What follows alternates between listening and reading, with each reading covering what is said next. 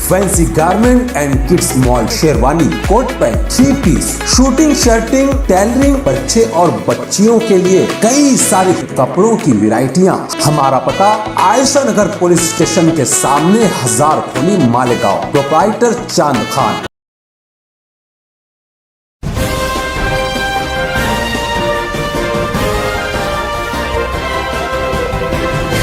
मानव समाचार, मानवता के हक में। 23 नवंबर रात में तकरीबन 12:30 बजे के दरमियान मैं मेरे वार्ड से पैदल मेरे घर की तरफ जा रहा था। जाते जाते अमन चौक के अंदर 2-3 पुलिस वाले थे और एक पीएसआई था। वो जो पीएसआई थे वो एक बच्चे को मार रहे थे। तो मैं रुक कर उनको बोला कि साहब क्यों मार रहे हो, उसने क्या किया मौला। उसके ऊपर से उन्होंने मेरे से 2 बात की है और कोई इसमें धक्का बुक्की नहीं हुई। उन्होंने उल्टा मुझे कहा कि चलो तुम अपना काम करो। मतलब साहब ठीक है, हम हमारा काम करें, तुम भी अपना काम करो, पर इस तरीके से मत करो जिस तरीके से आप कर रहे हो, बच्चे को मार रहे। और उन्होंने मेरे खिलाफ़ में खोटी फरियाद दिया। मैं ऐसा चाहता हूं कि आपके माध्यम से कल हम लोग एक लेटर देने वाले हैं जिला एसपी साहब को, आईजी को, गृह मंत्री को भी लेटर देंगे, यहाँ पर एडिशनल एसपी साहब को भी लेटर देंगे कि इसकी तहकीकात एक डीवाईएसपी रेंज के ऑफिसर से होना चाहिए। सच सामने आना चाहिए कि भाई ये बात क्या थी। उन्होंने बच्चे को बेतासा मारा, जिसकी क्लिप भी आपने लोग ने देखा होगा या नहीं देखा होगा तो मैं आपको व्हाट्सएप के ऊपर बता देता हूँ। उनकी वीडियो क्लिप भी वायरल हुई। इस ऑफिसर ने गणपति विसर्जन के 2 दिन पहले भी चौफुल्ली के ऊपर जाकर एक लेडीज ने एक ड्राइवर के खिलाफ कंप्लेंट की थी, जबकि उनकी वो हद्दी भी नहीं थी। उन्होंने जाके चौफुल्ली के ऊपर उस ड्राइवर नहीं मिला, उस मालक को बेतासा मारा। मुझे उस मालक का फ़ोन आया। मैं मालेगांव शहर ट्रक यूनियन का अध्यक्ष भी आप लोगों को बताता हूँ। मुझे जब उस मालक का फ़ोन आया कि भैया ऐसी बात होगी, तुम यहाँ पर आओ, मैं रिक्शा करके रात को तकरीबन 1 बजे के दरमियान मैं मनमाड़ चौफुल्ली पे पहुँचा। तो यही ऑफिसर अप्पा साहेब हंडाड़, इसके बाद जब मैं पहुंचा तो ये खड़े हुए थे। मैंने वो मालक से पूछा मतलब क्या हुआ, तो उन्होंने कहा कि ये ड्राइवर ने के खिलाफ इसने कंप्लेंट की थी किसी औरत ने। ये आज़ाद नगर पुलिस स्टेशन से यहाँ पर आए और इन्होंने मुझे नहीं पहचानते हुए मुझे बेतासा मारा। मैंने बोला साहब मेरा कसूर क्या है। इन्होंने मेरी एक बात को ना सुनी। मैंने फिर उनसे बात करने की कोशिश की कि साहब क्या बात है। बोले वो औरत ने कंप्लेंट की है। मैंने फिर उनको समझाने की कोशिश किया और समझाने की कोशिश करने के बाद वो नहीं माने।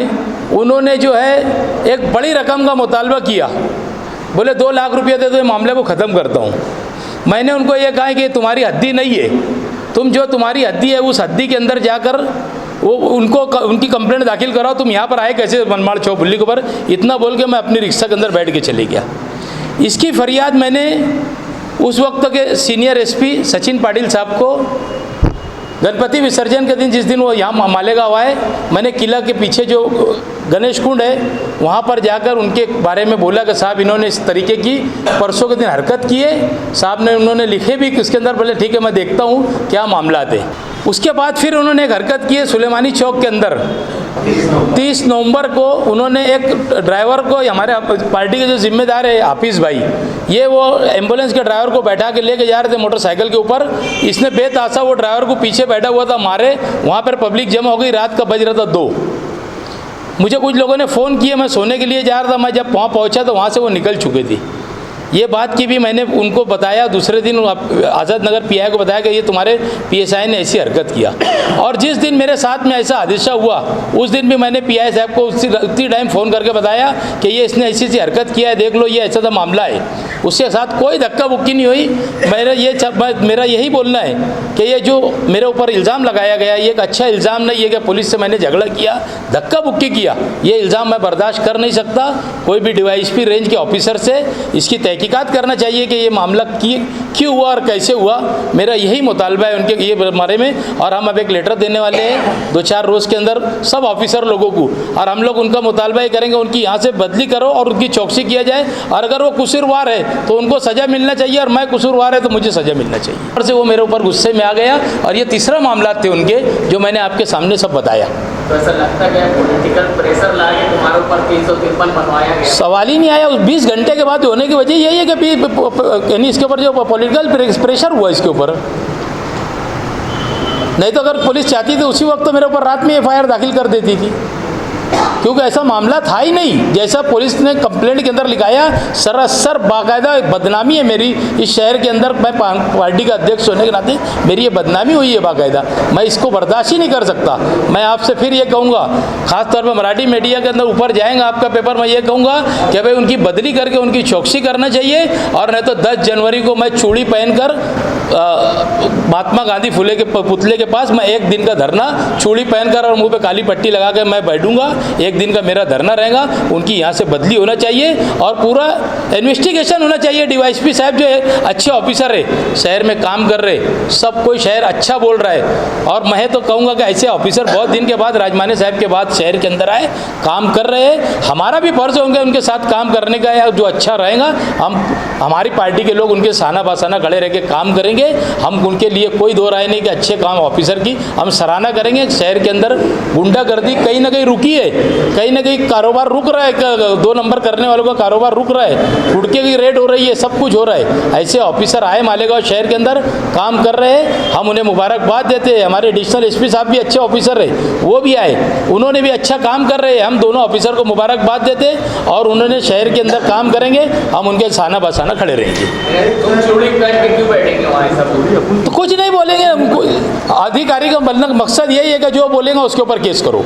रिजवान बैटरी वाले ने बोलता था 12 नवंबर उसको डाल दिए, मुस्तकिम डिग्निटी को डाल दिए, यूसुफ इलियास को डाल दिए, तो शहर के अंदर बोलेगा कौन?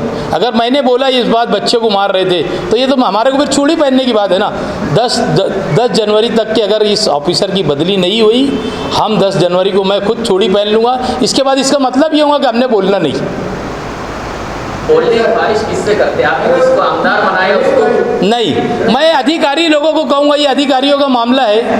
मैं अधिकारी से कहूँगा जो वरिष्ठ अधिकारी है, यहाँ से डीवाईएसपी साहब, एसपी साहब है, सीनियर एसपी साहब है, आईजी साहब है, मैं सबको लेटर, हम 2 दिन के अंदर लेटर देंगे, उसकी कापी आपको सबको देंगे, और 2 दिन के अंदर मुतालबा करेंगे ये सब हम उनसे, और उनसे ही कहेंगे कि भाई हमारा ये मुतालबा है और ये मुतालबा हमारा पूरा होना चाहिए, नहीं तो हम इसके बाद कुछ नहीं बोलेंगे। चूड़ी पहन के 1 दिन का एहतजाज करेंगे और ख़त्म कर देंगे। ऐसी कौन सी मालेगांव में ताकत है जिसके दबाव में पुलिस केस दर्ज कर लेगी? 12 नवंबर के मामले में भी ये बात आई, अभी भी आई। ऐसी कौन सी बड़ी ताकत? देखो हम तो छोटे लोग हैं, हमारे से बड़ी जो ताकत है वो यही चाहेंगे कि हम ना उभरे। इसके लिए वो हर हाल में हमारे ऊपर पॉलिटिकल प्रेशर के ऊपर ये करके उन्होंने जो भी करा होगा, हमारे से बड़ी ताकत ने की जो 20 घंटे के बाद केस दाखिल हुआ। नहीं तो केस दाखिल अगर डिपार्टमेंट को करना रहता तो डिपार्टमेंट उतनी टाइम रात को केस दाखिल कर देता था।